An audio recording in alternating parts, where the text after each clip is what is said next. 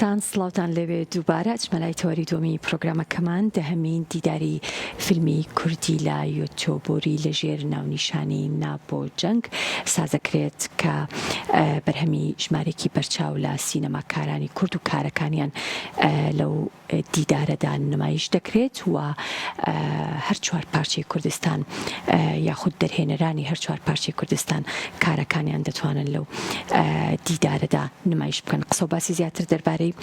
دیدارەکە و چالاکیەکانی ئەم دیداراکەم لەگەڵ زۆر بەڕێز محەممەد پاکش شاعیر و نوێنەری دیداری فیلمی کوردی لە یوتیوبۆری کاک محەممەد سڵاوت لێبێ و بەخێربی. سڵاوتان لێبێ، ئێوارتان باش، زۆر سپاس، ئێواری بینەرەکانتان باش. ئەم ئێوارە تۆزە بەرجاوەستە بینەلاتان. بەڵام هەر شاعیریت و لەوێش پێم وابێ هەر دیدارێکت هەیە، بەڵام ئەمجارە نوێنەری دیداری فیلمی کوردیشی لە یوتیوبۆری چالاکیەکان چۆن و چۆن خۆتان ئامادە کردووە؟ بەڵێ، ئەو 10 ساڵی ڕابردووە جگە لەو 2 ساڵی کۆرۆنا هەموو شەمە و یەکشەمەیەکی کۆتایی مانگی 11 ساڵ ئەو دیدارە بەڕێوەچێ و 4 مانگێک پێشمانگێک پێش ئەوە ڕاگەاندنی بۆ کرێ و ئاگاداری هەموو فیلم سازان و هەموو سینەماکارانی هەر 4 پارچەی کوردستان و کورد لە هەر شوێنێکی دنیاە ئەکرێت، بە تایبەتی زۆر ناسراوەکان بە تایبەتی ئاگاداریان بۆ کرێەوە لە هەموو کەناڵەکانی کۆمەڵی هونەرە جوانەکانی یوتیوبۆری و کەناڵی ئەندامانی ئەو کۆمەڵەیەوە ڕاگەاندن بڵاوە کرێتەوە. ئێمەش لە شوێنەکان وەکو نوێنەری ئەوان هەمدیسان ئاگاداری بۆ فیلم سازەکان و بۆ سینەماکارەکان ڕاگەێنین. لە کۆتاییدا لەو 2 ڕۆژەی کۆتایی مانگی 11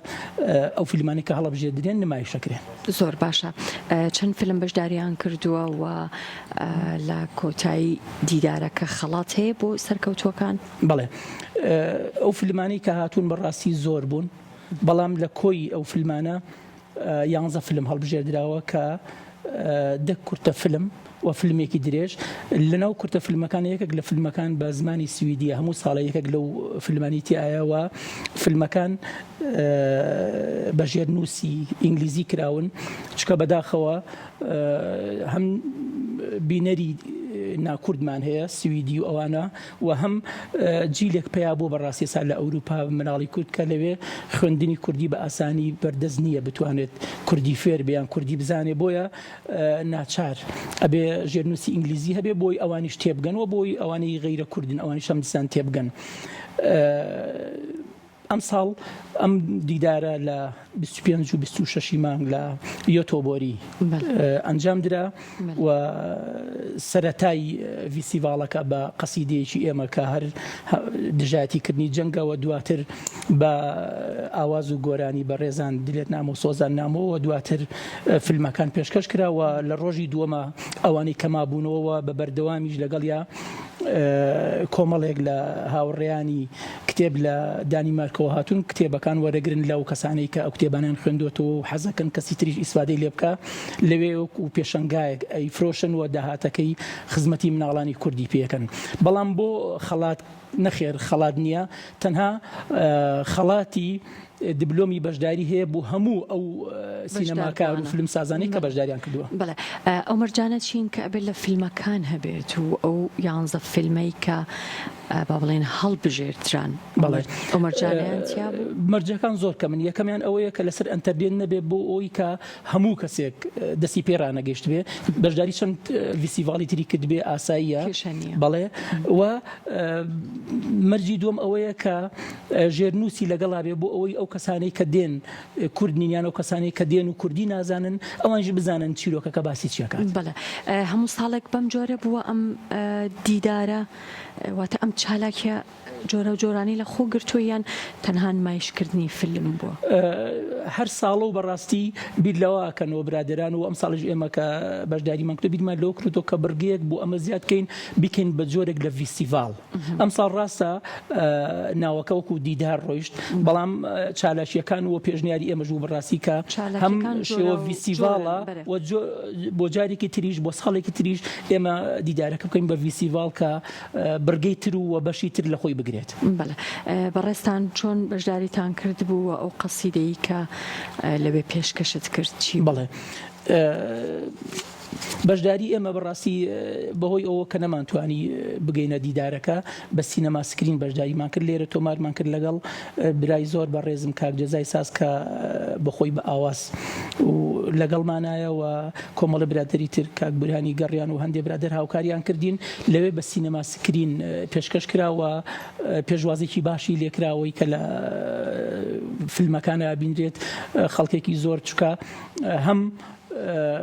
شعرەکەش دروشمی نابۆ جەنگی هەڵگرت بوو و هەم ڕۆژیەتی چونکە هەموو دنیا ئێستا ئەکوڵێ بەڕاستی لە ناو چەند جەنگێکی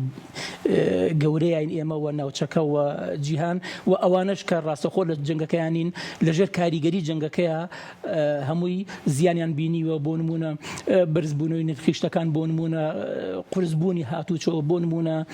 پەیوەندی تێکچوونی وڵاتەکانیانی ئێمە بە جۆرێک لە جۆرەکان هەمومان لەژێر کاریگەری ڕاستەخۆیان ناڕاستەخۆی ئەو جەنگانیان کێسە لە دەوروبەرمان هەیە. وەکو شاعیر چۆن تەسیری هەیە ئەوە لە سەرتان؟ وەکو شاعیر من هەر ماوەیەکی زۆرە چەند ساڵێکە پێم وایە ئێمە خەڵکانی تر هەیە بۆ نێش شعری خۆشەویستی شعری مناڵیان شعری ڕۆمانسی ئەمانە نووسن من پێم وایە ڕوون کردوتە ئەوەی کە بە باڵای ئاشتیا هەڵبدم و ڕوون کردە ئەوەی کە دژایەتی جەنگکەم و ڕوون کردوتە ئەوەی کە جۆرێک لە نووسینی خۆم جیاواز بێتەوە لەوەی کە قۆناغەکە چی پێویستە و من هەستم بەرامبەر بە قۆناغەکە چۆنە من هەر بۆ خۆم بۆ نمونە مارشی مافی مرۆڤ شعری ئێمە مارشی دژی تونند و تیژی ژنان شعری ئێمەیە مارشی ئەنفاڵی بەران شعری مارشی ڕێکوتنامەی مافەکانی مناڵان شعری ئێمە یعنی هەر بۆ خۆم سروشتێکی مرۆڤ دۆستانەی ئاشتی خوازانم تایە کە حەزەکەم لە شعرەکانشمان ڕنگ باتەوە. بەڵێ ئەتوانین پێشکەشمان بکەی بە شێوەیەکی و قەسیدە؟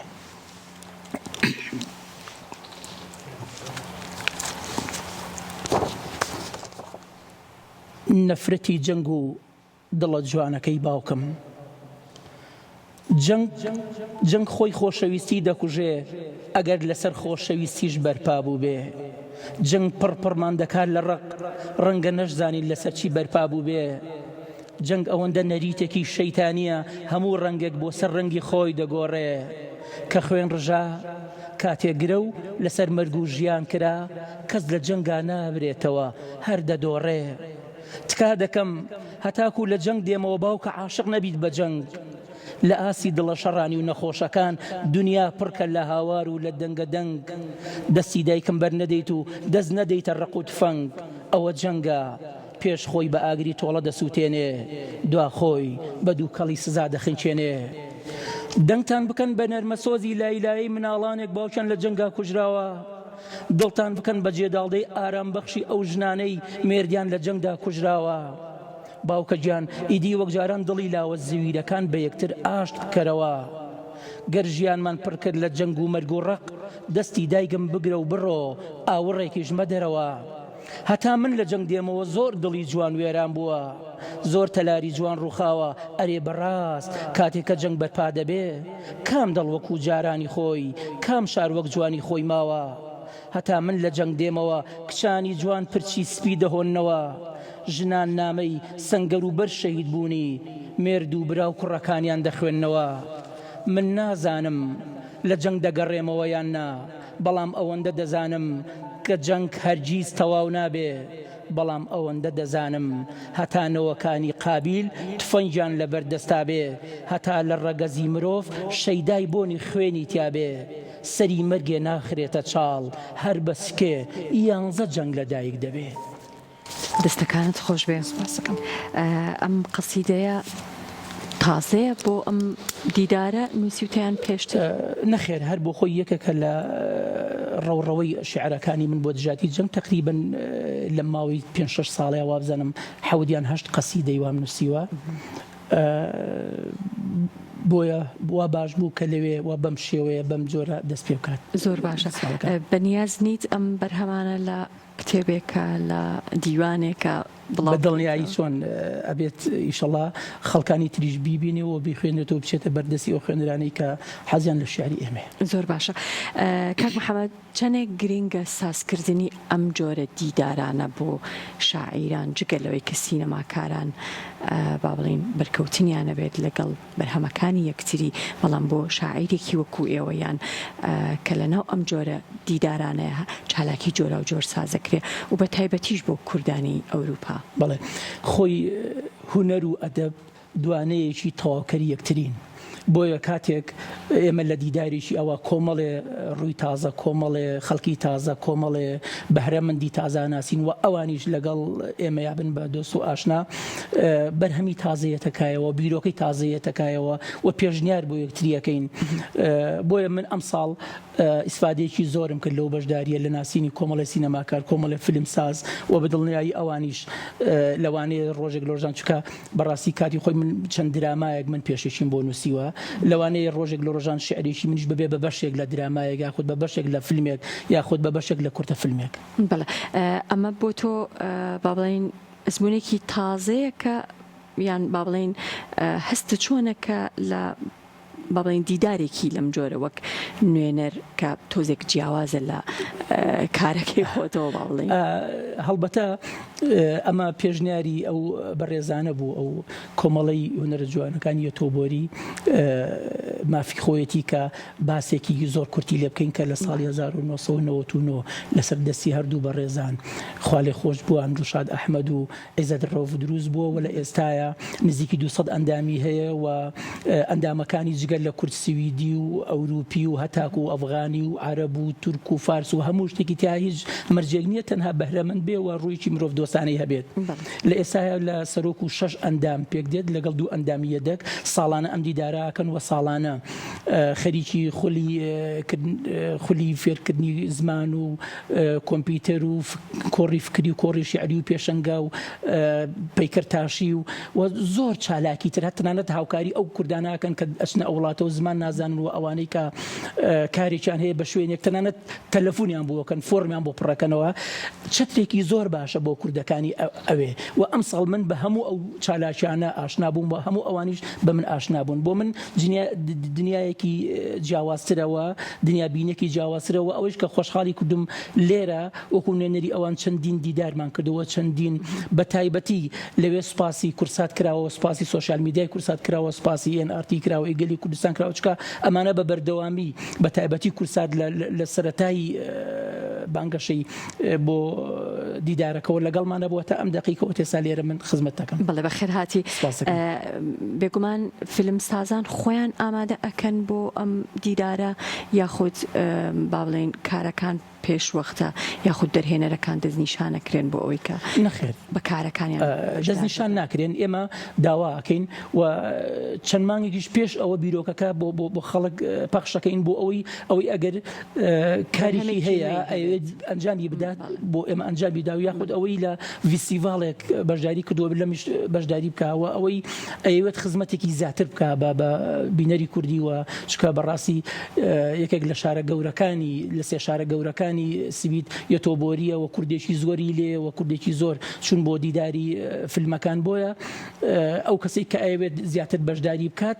بۆ خۆشی بەختێکی باشتری ناسینی هەیە. بەڵێ دەستەکانت خۆش بێ دووبارە بەخێر هاتی. ئەگەر دەرفەتم دەن یەک شتم ماوە ئەویش ئەوەیە هەر ئەم دیدارە لە ڕۆژی 2 مانگ لە شاری مالمۆ هەم دیسان بە کوردکراوەی نمایشەکرێتەوە بۆ کوردەکانی ئەوێت چونکە ئەوژێک لە سێ شارە گەورەکەی سوید. بەڵێ ئەو فیلمانێک کە لەوێ نمایش کرابوون هەریان بە هەندێک کورتتر زیاتر لە بەرەوەی لەوێ دیدارەکەمان یەک ڕۆژە بەڵام هەمان شعر پێشکەشەکرێتەوە و هەمان ئاواز و مۆسیقای پێشکەشەکرێتەوە هەمان کتێبخانە لەوێش ئەبێت بەڵام زیاتر ئەو کورتە فیلم و فیلمانە هەڵبژێرین کە پەیوەندیان بە دروشمی دیدارەکەەوە هەیە نابۆ جەنگ. زۆر باشە دەستەکانت خۆش بێ بەخێراتی دووبارە زۆر بەڕێز محەممەد پاکش شاعیر و نوێنەری دیداری فیلمی کوردی لە یوتیوبەری دووبارە بەخێر هاتی سپاس دەکەم. بەڵە خۆشەویستان پرۆگرامی ئێواری کورسات مەگەزین پێشکەشکرا تا کاتێکی تر